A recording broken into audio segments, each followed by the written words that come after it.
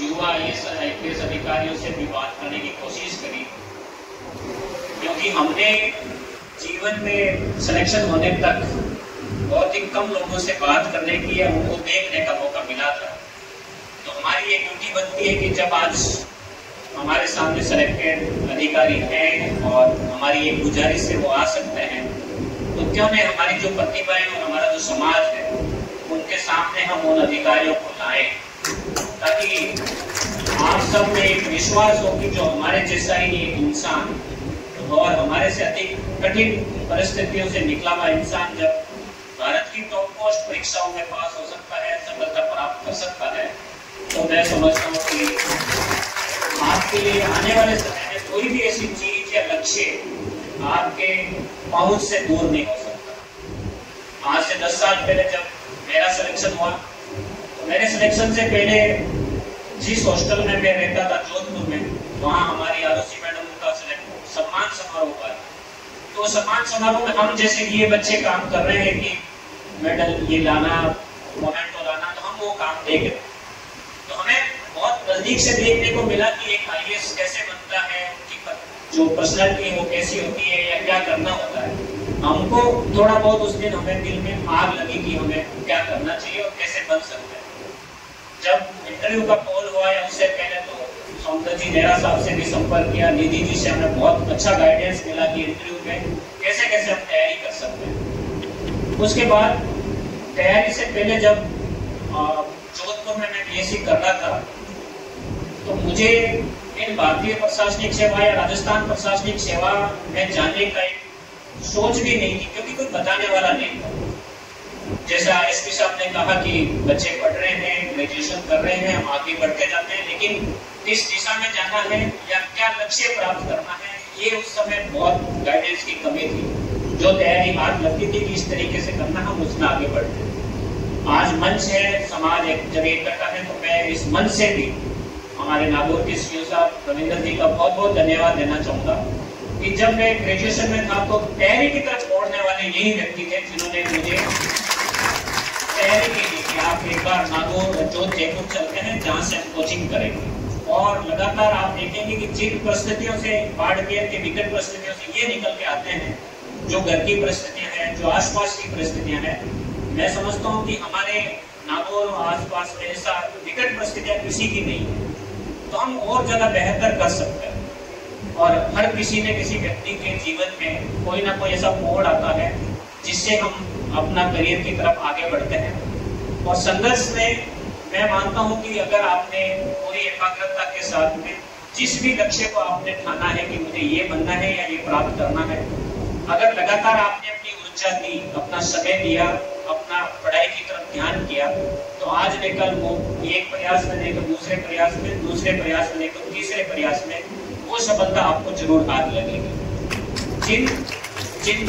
जिन विषयों के ऊपर चिंता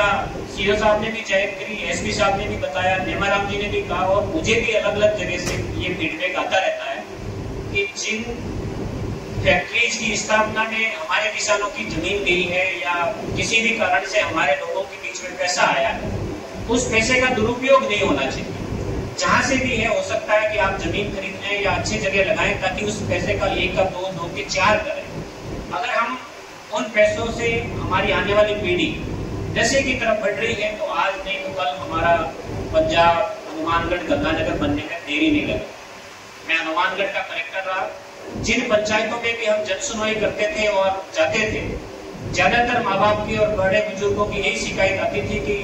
हमारे यहाँ नशे की बहुत ज्यादा दिक्कत है और आप इसको निपटा सकते हैं।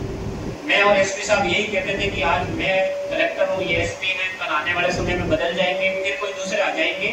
लेकिन समाज आपका अपना है। आपको अपनी चिंता और अपने को जो कंट्रोल है, नियंत्रण है, वो आपको अपना रखना पड़ेगा। जो बात CO साहब ने कही कि कुछ टोकना पड़ेगा, कुछ बोलना पड़ेगा, ये बात चाहे दूसरे को खारी लगे, लेकिन हमें उसकी शुरुआत करनी पड़ेगी। अगर हमारे पड़ोस का बच्चा आज गलत दिशा में जा रहा है, तो हमारी ड्यूटी बनती है कि हम उसको बोलें, हम उसके माँ बाप को भी कहें, चाहे उसको ठीक ना लगे, क्योंकि वो आज खराब हो रहा है तो कल अपने वाले बच्चे का नंबर है। तो मेरा रिक्वेस्ट रहेगा कि ये आने वाली पीढ़ी को भी खराब करेगा, परिवार के परिवार भी खराब होंगे, बिल्कुल उनकी रोजी रोटी पे संकट आएगा। तो ये जो चीज है इस पे नियंत्रण के लिए मेरा आप सबसे रिक्वेस्ट रहेगा, सब जब मिलके प्रयास करेंगे तो वो दिन दूर नहीं जब हम उसको नियंत्रण कर पाएंगे। हमारे छोटे से आग्रह पे आप सब पधारे, हमारे एसपी साहब ने समय दिया, अजमेर से डीएफओ साहब पधारे। प्रेम सुख के बारे में जो हमारे शंकर जी ने बताया कि खुदरे चला के का, ये इनके पिताजी भी टीचर है और जिस तरीके की संघर्ष की बात कही कि घर रह करके पढ़ाई की, जाने के रहने वाले हैं, बहुत ही छोटे से स्कूल, हिंदी माध्यम, सब कुछ जिस प्रकार का एक डेट कॉम्बिनेशन हो सकता है कि क्या क्या एक व्यक्ति के जीवन में विपरीत परिस्थितियां हो सकती है वो आपने देखी। और पिछले ही साल आपने आईपीएस में आपका आईपीएस मिला है। तो मैं आज इस मंच के माध्यम से जो प्रतिभाओं का सम्मान समारोह हुआ है, बहुत बहुत आप सबको, आपके पेरेंट्स को बधाई देना चाहूंगा। लेकिन एक प्रण लेंगे कि हमें आज यही नहीं रुकना है। जिनका राजकीय सेवा में सिलेक्शन हुआ है वो राजकीय ड्यूटी को बहुत ही गंभीरता से करेंगे और अन्य लोगों को, अन्य बच्चों को कैसे आगे बढ़ा सकते हैं ये हम छोटा सा प्रयास करेंगे।